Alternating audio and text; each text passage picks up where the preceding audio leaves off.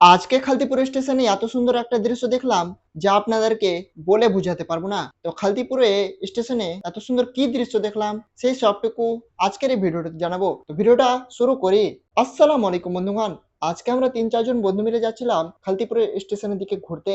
আর স্টেশনের দিকে ঘুরতেই দেখি আজকে অনেক হাজিরা হজ করতে যাচ্ছে। আমরাও ভাবলাম কি স্টেশনেও ঘোরা হবে এবং তাদেরকে আগানো যাবে। আর আমরা এই স্টেশনে যেতে দেখতে পাচ্ছেন এখানে লেখা আছে খালতিপুর স্টেশন। স্টেশনের মধ্যে ঢুকে গেলাম আর সবাই কিন্তু রেল লাইন পার করে একে একে আসছে।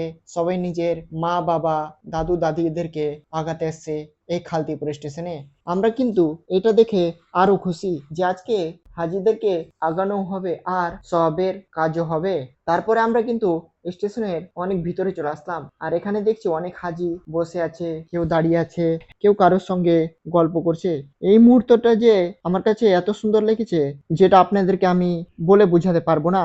আর এই করতে করতে আমরা হাজিদেরকে আগিয়ে চলে আসলাম। আমরা কিন্তু আরো থাকতাম আর আমাদের কাঠিয়ার এক্সপ্রেস ট্রেনটা ছিল 6টা 40-এ, কিন্তু আমাদের একটা কাজ পড়ে গেছে। তো আমরা কিন্তু ওখান থেকে হাজিদেরকে রেখে বাড়ির দিকে চলে আসলাম।